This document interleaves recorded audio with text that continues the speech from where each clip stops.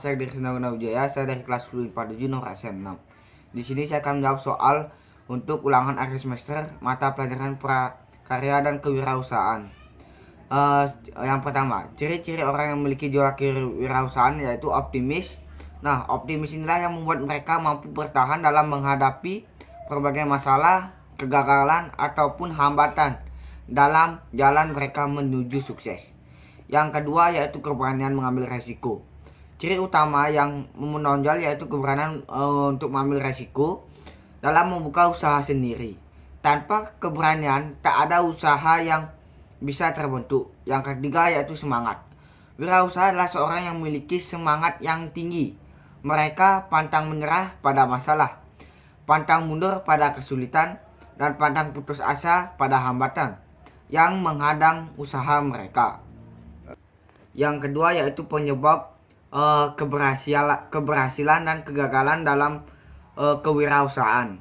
Ada beberapa faktor keberhasilan dan faktor dari kegagalan. Faktor keberhasilan yaitu yang pertama mampu melayani konsumen dengan baik. Yang kedua mampu mengetahui target pasarnya. Yang ketiga memiliki modal yang cukup untuk usahanya. Yang keempat mampu mencari dan memanfaatkan informasi. Yang kelima mampu mengelola waktu secara efektif.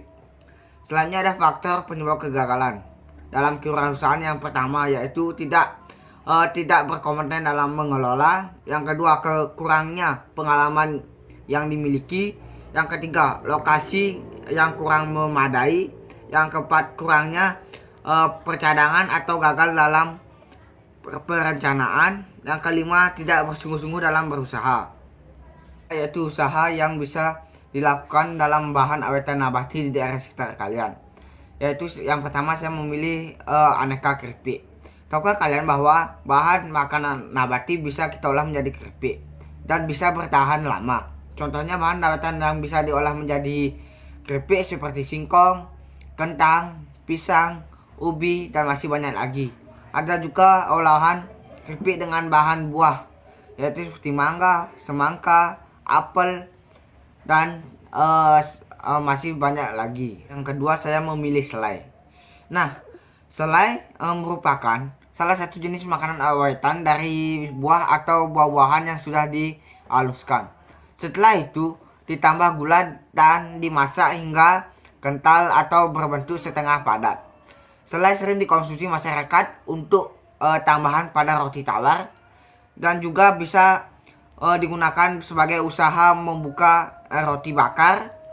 Nah, jadi pada saat roti bakar itu pasti terdapat sebuah selai dengan berbagai rasa buah.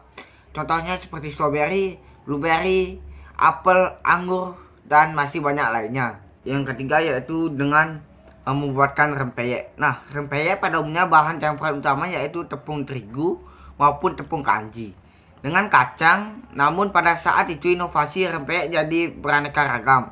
Seperti contohnya ada rempeyek daun bayam, rempeyek kedelai, rempeyek kacang hijau, dan bahan nabati lainnya. Pengolahan rempeyek juga bisa menggunakan semua bahannya menggunakan bahan nabati. Olahan ini juga dapat bertahan lebih lama. Cara untuk mengawetkan makanan bahan awetan nabati agar bertahan lama. Yang pertama dengan cara pengemasannya. Cara pengemasan merupakan proses pengolahan makanan yang berfungsi untuk pengawetan makanan, mencegah kerusakan mekanis, perubahan kadar air, dan perkembangan dalam pengemasan sangat pesat, baik pengemas plastik, kayu, karton, gelas, dan metal. Yang kedua yaitu dengan proses pengasinan. Nah, pengawetan makanan, pengasinan adalah mengawetkan makanan dengan cara menambahkan garam pada bahan makanan. Kadar garam yang tinggi akan menghambat mikroorganisme yang membuat makanan cepat busuk. Yang kedua bisa dengan pemanisan. Pengawetan makanan pemanisan adalah mengawetkan makanan dengan cara menambahkan larutan gula pada bahan makanan. Kadar gula yang tinggi pada makanan juga akan mencegah kerusakan pada makanan. Yaitu yang pertama untuk menentukan harga pokok produksi. Total biaya dibagi dengan jumlah produksi, maka 3.375 dibagi dengan 10.000 yaitu 337,5. Jadi hasilnya yaitu 337,5. Yang ke B, untuk menentukan harga jual melihat HPP-nya yaitu 337,5. Saya menetapkan untuk harga jual pembungkusnya yaitu 2000. Jadi saya mendapatkan untung sebesar 537,5 dengan asumsi harga jual perbungkusnya dengan 2000 dan dalam sekali produksi menghasilkan 10.000 bungkus, maka pendapatan kotor yang didapat adalah sebesar 20 juta.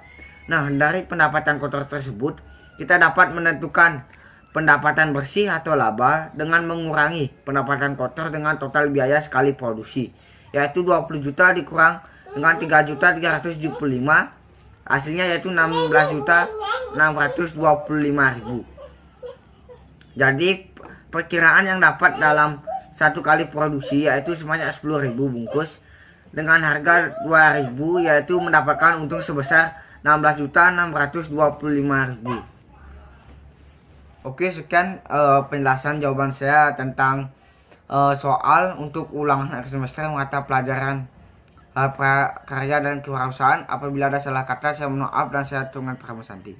Om Santi Santi Santi Om.